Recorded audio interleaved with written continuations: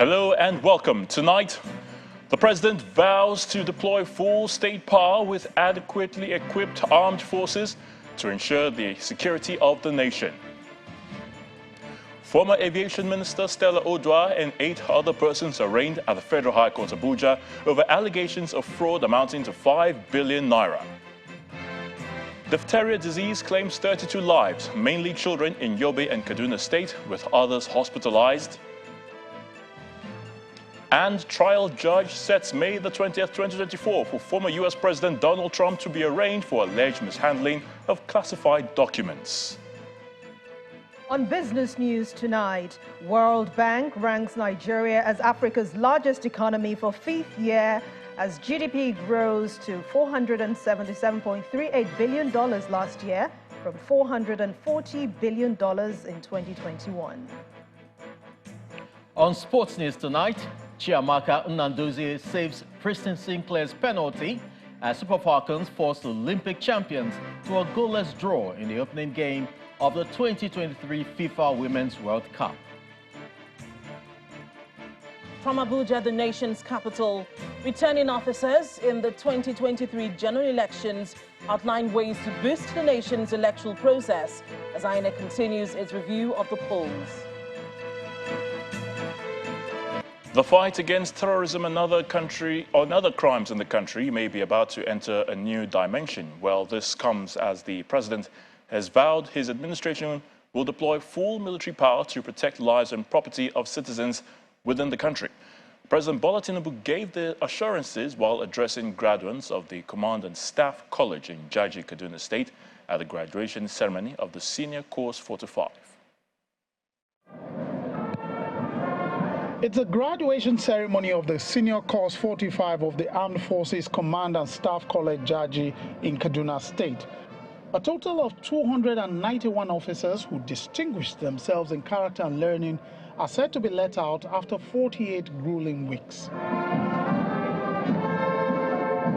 President Bola Tinubu arrives accompanied by the Kaduna State Governor, Senator Ubasani, and the National Security Advisor, Nuru Badu. Also in attendance are all the service chiefs, the permanent secretary in the Ministry of Defense, as well as members of the diplomatic corps. Among the graduating officers are 264 officers of the Nigerian Armed Forces, 12 civilians from ministries and agencies, as well as 15 others from allied African countries and Asia. The increasing number of international participations for our courses in this college is a clear attestation that our graduates are living up to the expectations of the armed forces of their respective countries. Applauding the international composition of graduates and participants in the course at the college, President Tinubu emphasizes the urgent need for collaboration among member states to ensure peace in the Lake Chad region. This new generation of threats demand that African countries work together as never before.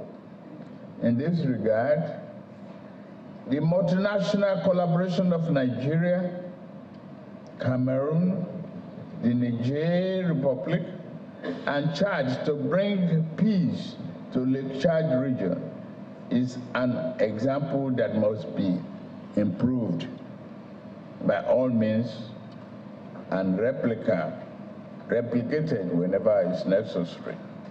The president also pledges his administration's commitment to deploying the full range of state power to ensure the adequate security of people and their possessions. As Commander-in-Chief, I have given myself the following charge: to deploy the entire machinery of state power to ensure security of our people and property in a just and democratic society.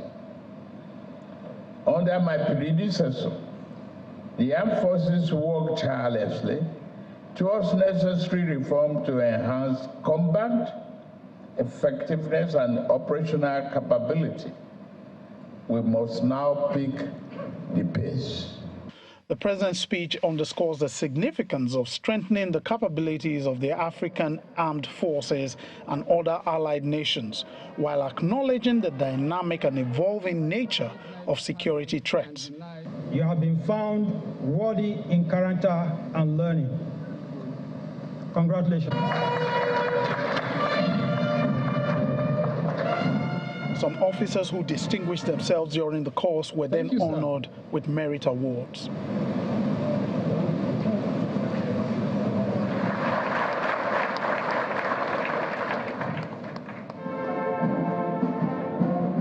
Some of the graduates say they're eager to put their experiences to the service of their country. So far, so good. We've learned a lot of things. We're better and ready to be launched into the field in order to help our nation to provide security for all the citizens of this nation. It will help us to work in different aspects in both in our country as well as abroad, and we can fulfill the objectives of our military as well as the various other militaries in the world. The Command and Staff College prides itself in preparing military officers for higher responsibilities, particularly in the face of current and emerging security threats.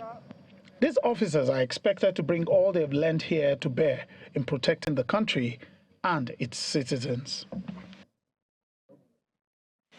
Meanwhile, as part of the steps towards boosting counterterrorism operations nationwide, the Chief of the Air Staff, Air Vice Marshal Hassan Abubakar, says 51 additional aircraft are being expected by the force. According to Air Vice Marshal Abubakar, acquisition of aircraft will bolster training, air power employment and production. Those being expected include 2 Augusta 109 Trekker multi-role helicopters, 2 Beechcraft King Air 360, 3 Diamond DA-62 surveillance aircraft, and 6 T-129 attack helicopters. The others are 2 CASA 295 medium airlift surveillance aircraft, 12 AH-1Z attack helicopters, and 24 M346 attack aircrafts. Air Vice Marshal Abubakar stated this during his maiden operational tour of the Nigerian Air Force units in Makurdi, the Benue State capital. To legal matters, former Aviation Minister Stella Odua, her ex-aide Gloria Odita, and 7 others have been arraigned before Justice Inyang Ekwo of the Federal High Court in Abuja over fraud-related offences. They were arraigned on a 25-count charge bordering on conspiracy, money laundering, and maintaining anonymous accounts amounting to 5 billion naira with a first-generation commercial bank. Our correspondent, Emanuela Ekele, reports. The former Minister of Aviation, Mr. Stella Odua, is at the Federal High Court, Abuja, alongside other defendants for their arraignment in the suit brought against them by the Economic and Financial Crimes Commission. The anti-graft agency, among other charges, alleges that Mrs. Odua and other defendants had in February 2014 used their positions to transfer public funds to accounts of 2 private companies. They were accused of violating Section 11, subsection 1 of the Money Laundering Prohibition Act 2011 and punishable under Section 11, subsection 4A of the same act. They were equally accused of opening a United States dollar anonymous private banking nominee account. They all pleaded not guilty to the 25-count charge. The trial judge, Justice Inyang Ekwo, subsequently allowed them to go home on the administrative bail earlier granted them by the EFCC. Though the charge was filed since 2020, the EFCC was unable to arraign the defendants owing to a petition they wrote to the immediate past Attorney General of the Federation and Minister of Justice, Mr. Abubakar Malami. Mr. Malami had urged the court to put the trial on hold to enable him review the case file. However, before he left office, he gave the EFCC the go-ahead to proceed with the trial, albeit Justice Ekwo directed the anti-graft agency to transfer the case file to the Office of the Attorney General of the Federation and adjourned the case to October 17 for trial. Emanuela Ekele, Channels Television News. The suspended governor of the Central Bank of Nigeria, CBN, Mr. Godwin Emefiele, will be arraigned before the Federal High Court, Lagos, on July the 25th on a 2-count charge of illegal possession of firearms and ammunition. One of his lawyers, Senior Advocate of Nigeria, Victor Okbara, confirmed to Channels Television that hearing notices to that effect has been sent out by the court to all counsels involved in the matter. He also confirmed that senior advocate of Nigeria and former president of the bar, Joseph Daudu, will personally be in court to lead the defendants' team. Mr. Emefiele will be arraigned before the vacation judge, Justice Nicholas Owebo. He has been in the custody of the Department of State Services, DSS, since June the 10th when he was arrested. There are, however, indications that the DSS will return him to Lagos over the weekend so he can face the charges against him. Now, the federal government, in the charge sheet seen by Channels Television, accused Mr. Emefiele of possessing a single-barrel shotgun without a license. In a bid to strengthen the fight against financial crimes in the country, the Economic and Financial Crimes Commission, the EFCC, says it is presently reorganizing and re-strategizing its approach against the unwholesome practices. This was made known by the acting chairman of the EFCC, Mr. Abdul Karim Chukol, at the passing out parade of members of the Commission's Detective Superintendent Cadets Course 9 at the EFCC Academy, Abuja.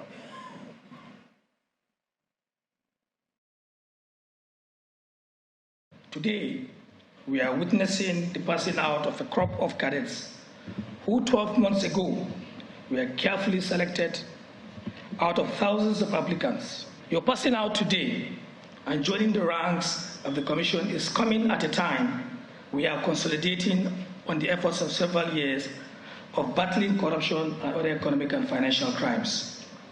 The EFCC, as you know, is championing the fight against these unwholesome acts being perpetrated by unscrupulous persons whose aim in gaining illicit wealth at the expense of the safety and security of the generality of the public and the image of our dear nation. The EFCC is presently reorganizing and strategizing as a way of self-appraisal and repositioning. Let me reiterate that the Commission has zero tolerance for corruption, indiscipline, and unprofessional conduct. In other stories, the leadership tussle of the 7th Nasarawa State House of Assembly, which led to the emergence of two factional speakers, appears to have come to an end. This comes as all 24 members of the Assembly showed up at the Assembly complex in Lafia today for a plenary after a series of peace meetings. During the plenary, the members elected Ibrahim Balarabe Abdullahi, who represents the Umaisha Ugia constituency, as the Speaker, with Abel Yakubu Bala of Nasarawa Egon West as his deputy. While hosting the members at Government House, Governor Abdullahi Sule urged them to leave the crisis behind and work for the progress of the state. I want to advise you, please, I'm pleading with you, to live with each other in fairness and in trust, to respect one another amongst yourselves, to put all these things that have happened behind you. So I pray that you will take each other as brothers keepers and sisters keepers. You have only one sister, amongst you. And I plead with you also to take everyone, for that leadership, because that leadership is a trust that they have given to you. It's a trust that God Almighty has given to you. So to forget about you have 10 members or 14 members or this, all of them are your own 23 members. So if you do it that way, then you are doing. And then you also should respect him in that. No corner meetings, no under the table meetings, no this, no other meeting but the meeting of House of Assembly. To health matters in Yobe State, where the government has confirmed that 26 patients who contracted diphtheria disease in the state have died, while 21 persons are still at various isolation centers receiving medications. The senior special assistant to the state governor on health, Dr. Lawan Gana, told Channels Television that so far 289 patients have been discharged from various health facilities in the state. The outbreak of the disease, which has become a matter of concern to the state government in the last 3 weeks, has spread to 7 local government areas of the state. Meanwhile, they said sensitization and mobilization of communities are ongoing to help curtail the spread of the disease. It's a similar story in Kaduna State, where at least 6 persons, mainly children, have died, with 12 others hospitalized in Kafanchan as a result of the disease outbreak. A statement by the state government explains that the outbreak occurred in 3 wards of Jamar local government area. Some residents of the area were said to have started exhibiting symptoms such as difficulty in breathing, high fever, cough, general body weakness, sore throat, and swelling of the neck some 2 weeks ago.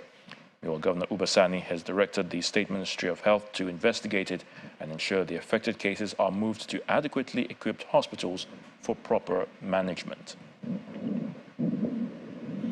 In part two, after the break, the United Nations Fund, Children's Fund that is, report says 300,000 children in Kano State may not have received any immunization.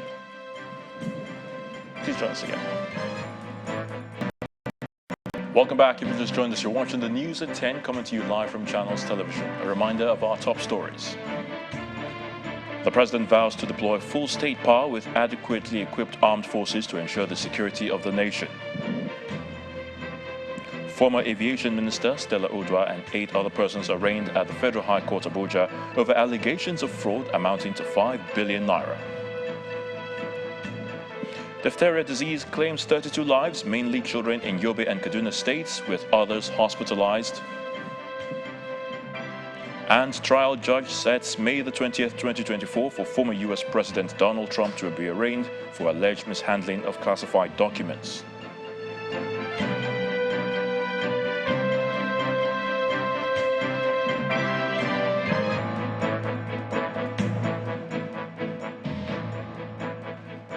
Staying with health, 300,000 children in Kano State, northwest Nigeria, have not received any immunization, according to a report by the United Nations Children's Fund, UNICEF. The situation is exacerbated by the recent hike in fuel prices, which has significantly increased transportation fares and limited access to healthcare. Our correspondent, Sadiq Ilyasu, reports. Since the removal of fuel subsidy, the price of the premium motor spirit has skyrocketed to 620, affecting the livelihood of the people. About 300,000 children in Kano State, northwest Nigeria, receive zero immunization. And with the removal of fuel subsidy, the hike in the transportation fares is now adding to the challenges of access to routine immunization. Mothers like Maria Usman and Aisha Inua are concerned about the high transportation cost and how it is affecting their ability to access health care for their daughters. I used to pay 100 naira to this hospital, but now I have to pay 400 naira to come here. Transportation has increased. I have to trek halfway to reduce the cost of transportation, and after that, I pay 300 naira. At the Amir Boka Primary Health Center, the lack of functional cooling facility for the vaccines further delays routine immunization for children. Ideally, this place is supposed to have a solar drive where they are going to store the vaccines. So it's not functional because as we saw it, it is not functional. So there's need for them to at least have a functional solar drive so that it will help to fast track more, especially the issue of the zero dose and the children that are missing. At a media dialogue, the UNICEF field officer, Mr. Ehud Farah, appeals to the state government to work at reducing the rate of zero dosage. And also call on governments of the Kano, Jigawa, Katsina states and other states with zero dose local governments to take concerted action and concerted efforts to strengthen the primary health care system. The Commissioner of Health assures that the state government will collaborate with the traditional leaders to address the situation. With the Commissioner of Education within the task force, he will help with issuing orders to all schools to allow vaccinators to go into school. That is it. And I mentioned the use of traditional leaders. They are very, very important in this part of the country. With traditional leaders, you can reach the lowest level of human existence in the states. That I know. And that was why I paid a courtesy visit yesterday to the Emir of Kano, and he assured us. And I hope other states will do the same thing. Routine immunization for children is crucial for disease prevention and reducing child mortality. Relevant authorities taking the necessary steps promptly will help to remedy this critical issue. Sadiq Ilyasu, Channels Television News. Let's head to the nation's capital now, and Linda Akigwe is standing by to give us the very latest from our Abuja studios. Hello, Linda. Hello, Ayotunde. Now to the post-2023 election matters. The Independent National Electoral Commission, INEC, continued its review of the conduct today in Abuja. This time around, the electoral body has met with vice-chancellors who served as states, collation and returning officers in the presidential and governorship elections. At the event, the participants outlined steps to be taken to ensure confidence is boosted in future elections. For a second time in 1 week and for the third in the series of post-election meetings, the chairman of the Independent National Electoral Commission, INEC, is meeting with those who played key roles in the 2023 general elections. This time around is a turn of very senior university lecturers and vice-chancellors who served as states collation officers and returning officers for the 2023 presidential election. The electoral body hopes to get feedback from them about how they carried out their assignments. As field workers, we expect to hear from you the challenges encountered and how you will solve them in the field, bearing in mind that your key recommendations on the review exercise will definitely enhance the Commission for future elections. The electoral body is also hoping that the suggestions and recommendations from this meeting will help the Commission to improve on logistics and technology deployments going forward. Would like to hear your perspectives on processes and procedures for the following. 1. Recruitment, training, and posting of collation and returning officers. Number 2, logistics for your movement to and from your places of assignment. Number 4, the role of technology in result management. While some of the issues are subject of litigation and therefore sub judice, we can nevertheless discuss them broadly and, most importantly, share experience on the way forward. Outside the hall, some of the professors proffer solutions to some of the recurring challenges in Nigeria's elections. I think the Commission should keep working on the issue of the technology to make it real time. Technology fails, we agree. I don't know the reasons why, but we understand that there were some challenges to that technology moving forward. And I think also the other issue is communication. The electorate, that's my second point, must change their attitude. They must search among the contestants for any particular post and ensure that to the best of their ability, they satisfy their conscience that whomever they're electing is the person that will do what we ought to do to get this country back on track again. INEC is hoping to collate all the recommendations from these meetings to pursue further reforms on future elections. The drive towards attaining food security can be achieved with the adoption of modern technologies. This is according to the Director General of the National Biotechnology Development Agency of Nigeria, Professor Abdullahi Mustafa. He explains that science will continue to play a leading role in providing food for the nation's population. On her part, the country director of the Open Forum on Agricultural Biotechnology in Africa, Mrs. Rose Gidadu, tells Nigerians to be expectant of a boost in food security in the days ahead following its partnership with government agencies. We are a federal government agency. We are formed to also uphold this government policy of food security and nutrition security. And we have already started. Remember the cowpea that had been released, and people are very happy about it. And then now, maize, which is a very important key component of the development of the economy in Nigeria, is on the pipeline to be released, and also soybean. So we are working hard to see that we have met with what Mr. President said, and then we are happy to align ourselves with the President's vision and with the President's way of trying to pull the country together to make sure that we are self-sufficient in food production. The challenges we have today, the climate change and all, the insect infestation, drought and what. So we need to think out of the box as scientists to actually develop crops that will meet these challenges, that will help the farmer. The farmer is there on the field. That's his source of livelihood. He doesn't have any other thing, of course. So we have to help them to come out of the situation they're in, to have yields, and then for the consumers to have quality products at the end of the day. In Rivers State, operatives of the Nigerian Air Force have located and destroyed an illegal crude oil refining site. According to the spokesperson of the Nigerian Air Force, Air Commodore Edward Japquet, the operation is part of the air component of the joint security effort codenamed Operation Delta Safe in the Niger Delta region, and was largely intelligence-driven and achieved after hours of careful surveillance by the Air Force. Air Commodore Japquet adds that the strike took place at Dariama village, which is about 20 kilometers from Abonema in Akukutoru local government area of Rivers State.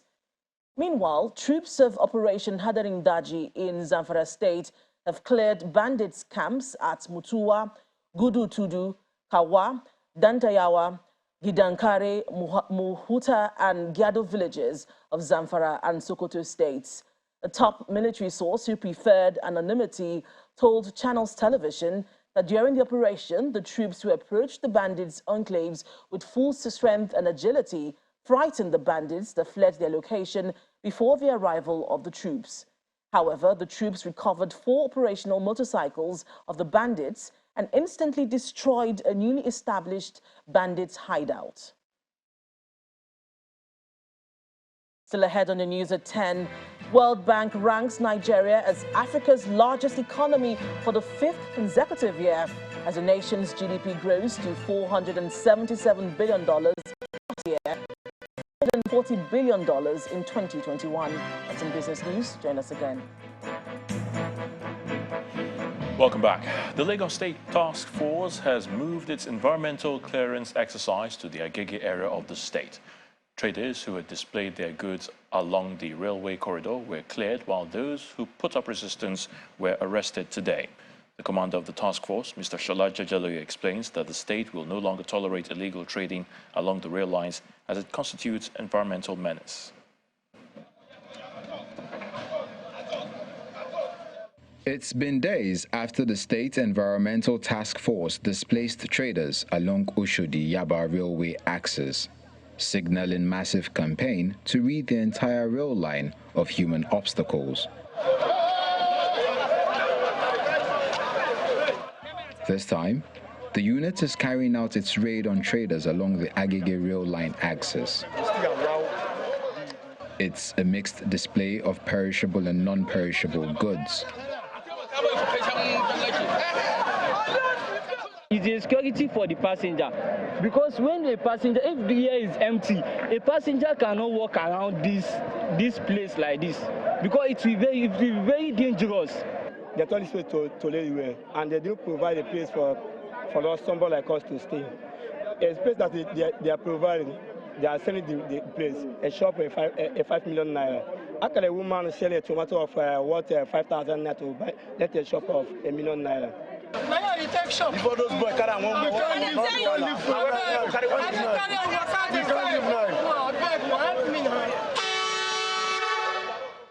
It's not a smooth passage for this short rail coach, whose corridor has been taken over by traders. There is a law in place under which we operate, which is Lagos State Environmental Law, which empowers us to carry out this enforcement. And if you know what you are doing is right, you come to, we are not working in the dark, we are not working in the midnight, everybody is seeing us, you are here with us, because we want to discourage all acts that constitute environmental nuisance. However, some of the traders who put up resistance have the officers to contend with.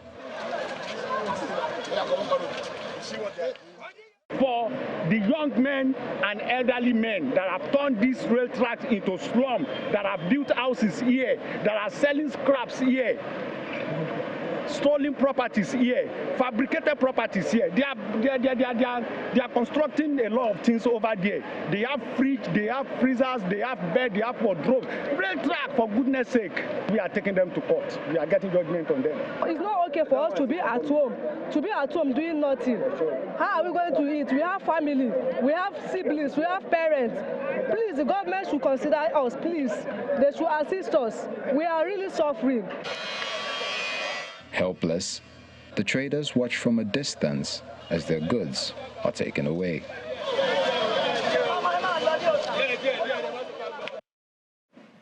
The managing director of the Bank of Industry, Mr. Olukayode Piton, is calling for international cooperation and solidarity to advance innovative financing for development in Nigeria. He is also stressing the need for fresh ideas and creative approaches to bridge the financing gap and drive transformative change in the country. Mr. Piton was speaking at the 3rd Annual General Assembly of the Association of Development Finance Institutions in Abuja.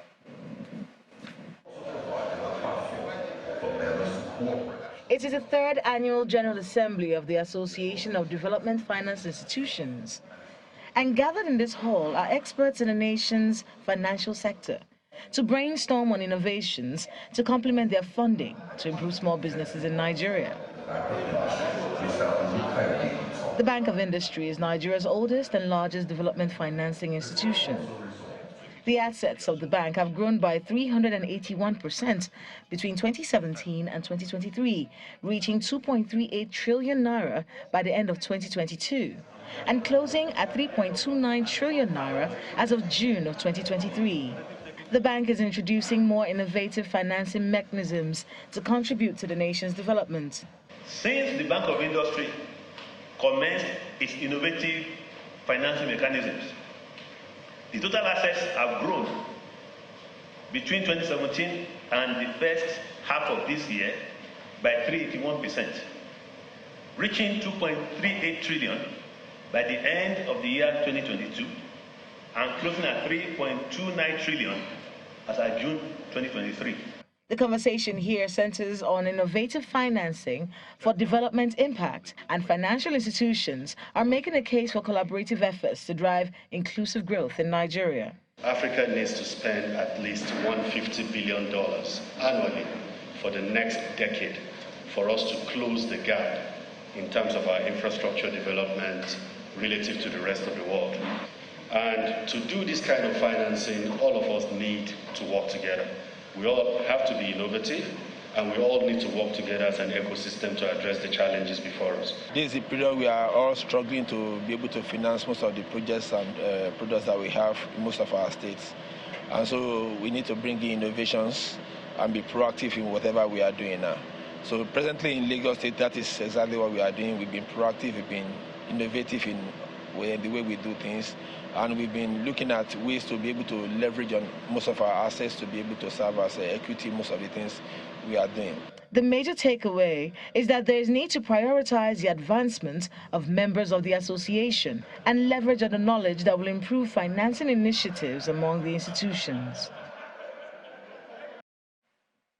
Let's now join Anne Waldo, who's standing by for the very latest in the world of business. Anne.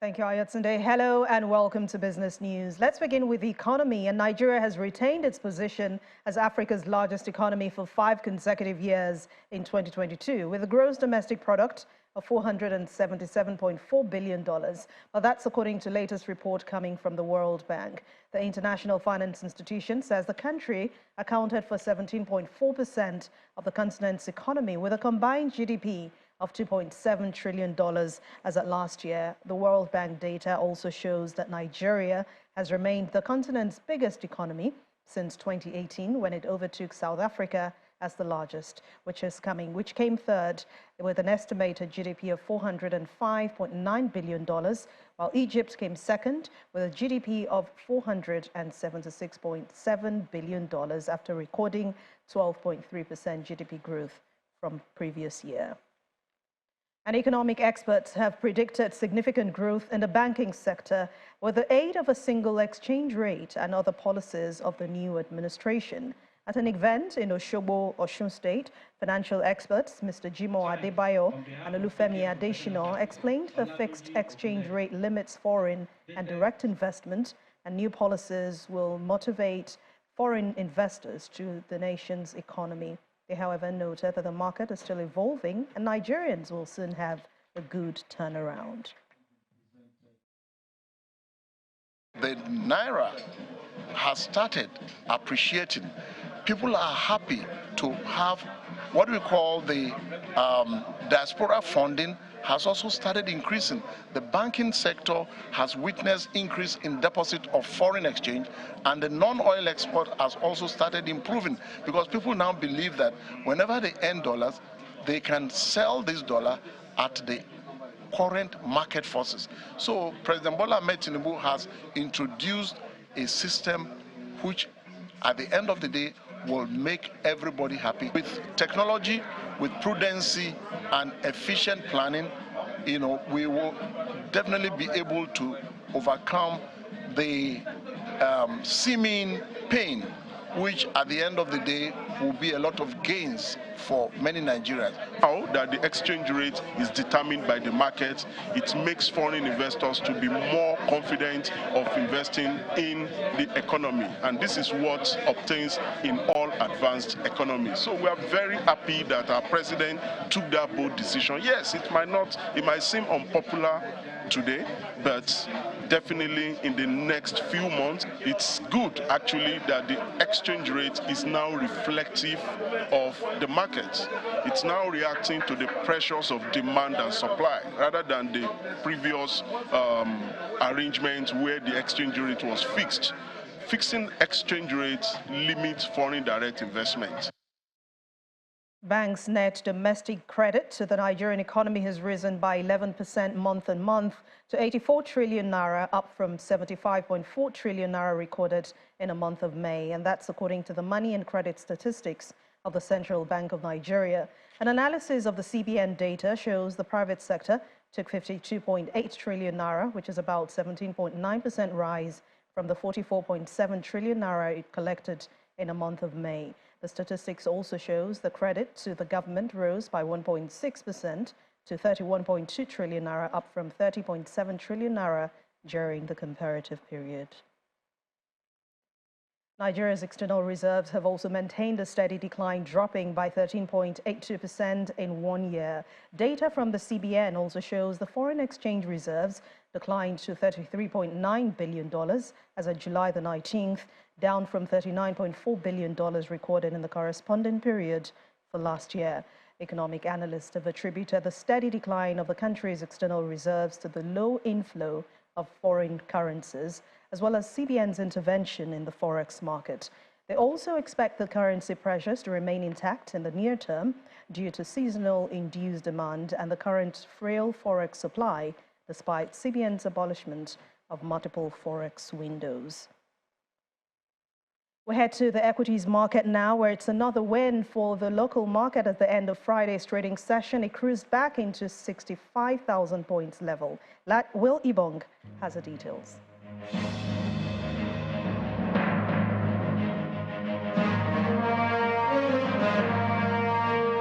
Welcome to the Stock Market Report, and it's a perfect grand finale for the week as a 10% gain in GTCO pushed the all-share index higher today by 1.68% and taking that index right back to the 65,000 level, and this is rightly expected by analysts. The banking sector pulled a fantastic final trading today. We saw a 10% gain in GTCO, with FBN Holdings following closely with a 9% share price appreciation and pushing that counter up today by 9.46%. We can say for a fact that investors are happy. FBN Holdings declared a profit after tax of about 187 billion naira, and that's got investors' mouth watering and hoping other banking stocks will replicate the positive performance. And now let's look at oil and gas. On the flip side, down today 0.33%, and that's because investors would not let Eternal Oil breathe from profit-taking. Let's see who made it to the top gainers leaderboard. GTCO up today 10%, as we mentioned earlier. Its share price added 3 naira 50 kobo to close at 38 naira 50 kobo. While Academy Press led the decliners, even with the fact that they declared a 10-kobo dividend. So 4 positives in the week against 1 negative pullback. We all know the bull is going to be having fun in the meadow.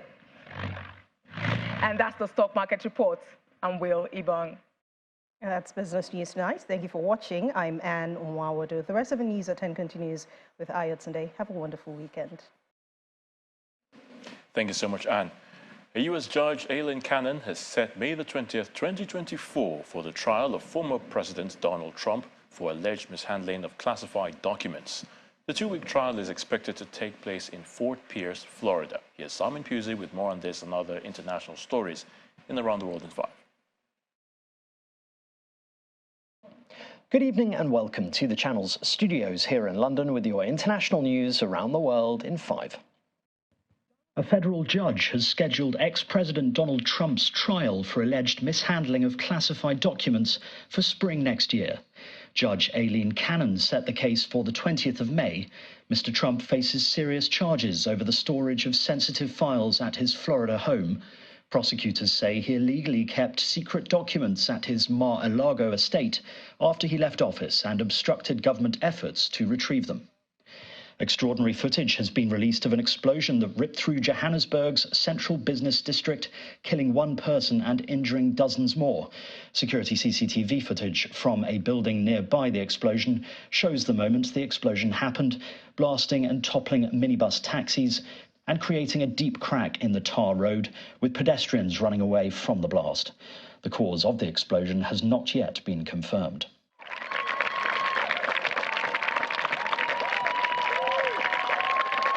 You voted for change. Sir Keir Starmer has declared Labour's by-election success in Selby and Ainsty, overturning a 20,000 Tory majority, calling it a cry for change. The crumbling public services, a cry for change. Standing next to the new MP and current youngest sitting in Parliament, Keir Mather, he said, "You voted for change." You voted for change. You put your trust in the Labour Party, and we hear you. We hear that cry for change, away from the chaos, away from those rising bills, the crumbling public services, a cry for change. And we will deliver. We will deliver through Keir Mather here, and we'll deliver with the next Labour government. Dyke, Sarah Joanne, Liberal Democrats, 21,187. Meanwhile, the Lib Dems' Sarah Dyke has overturned a Conservative majority of 19,000 in Somerton and Frome. Party leader Ed Davey fired a cartoon cannon with the words, "Get these clowns out of number 10. He said the victory shows that voters are uniting to defeat the Conservatives. I am truly honoured by the faith of the people of Somerton and Frome and the faith that you have put in me tonight. It is humbling to be elected to represent the place my family have lived for generations and farmed for over 200 years.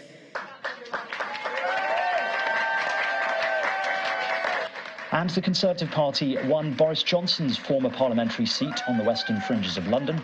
Rishi Sunak says that shows the next general election is not a done deal.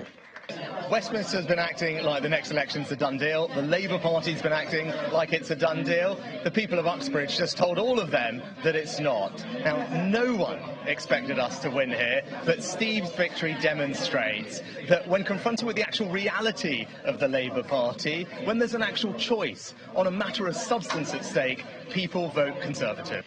In Western India, rescue teams are still searching for possible survivors of a massive landslide. It killed more than a dozen people and was suspected to have trapped over 100 more. Weather conditions hampered already difficult rescue efforts more than a day after the incident occurred. Tony Bennett, the legendary New York pop and jazz singer, has died at the age of 96. Bennett was known for his songs such as The Way You Look Tonight, Body and Soul, and I Left My Heart in San Francisco. He also collaborated with star performers from Lady Gaga to Aretha Franklin and Frank Sinatra, who called him the best singer in the business. During a career that spanned 8 decades, the crooner sold millions of records and won 20 Grammys, including a Lifetime Achievement Award. And Britain's Prince George, the second in line to the throne, turns 10 on Saturday. The eldest son of Prince William was born on the 22nd of July 2013 in the private Lido wing of St Mary's Hospital in London.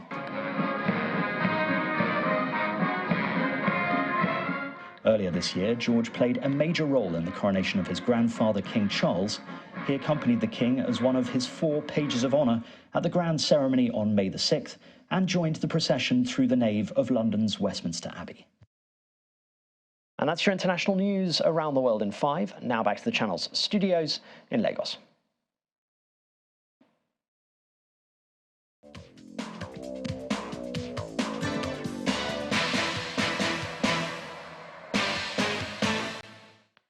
Thank you, Simon. Welcome to Sports News. Super Falcons goalkeeper Nnadozie admits saving Christian Sinclair's penalty is a dream come true after a heroic performance and Nigeria a point against Olympic champions Canada in the opening group game of the 2023 FIFA Women's World Cup. Having earned the penalty following a VR check from Francesca Odega's foul, Sinclair missed the opportunity to add to her international goals of 190. The 22-year-old was named player of the match. Nigeria will face co-host Australia on Thursday, July 27th. Meanwhile, Canada coach Beverly Priestman refused to blame Sinclair after she missed the penalty against Nigeria. Sinclair has scored 190 goals for Canada in 323 games, becoming the all-time top scorer in international football. Priestman said she is devastated with the result and expected 3 points from the game. Canada will face Ireland on Wednesday, July 26th. Spain cruised to victory in their 2023 FIFA Women's World Cup opener as they dominated Costa Rica in Wellington. Valeria Del Campo scored an own goal to put Spain ahead before Altana Bonmati curled in a second 2 minutes later. Esther Gonzalez added a third after a header against the crossbar by Jennifer Hermoso. Switzerland opened their campaign with a 2-0 victory over debutants, the Philippines, in New Zealand. Ramona Bachmann's penalty late in the first half opened the scoring for Swiss before Serena Pubel doubled their lead with a close-range effort in the 64th minute. And Zambia coach Bruce Nwape says his epic team will round the old people in opposing sides of their fate at the Women's World Cup, starting with former champion Japan. Zambia are the lowest-ranked team at the 32-nation tournament, but Nwape said they have enough firepower to upset anyone and hopes to prove it in their Group C opener in Hamilton on Saturday. That sports news is back to you, Ayo.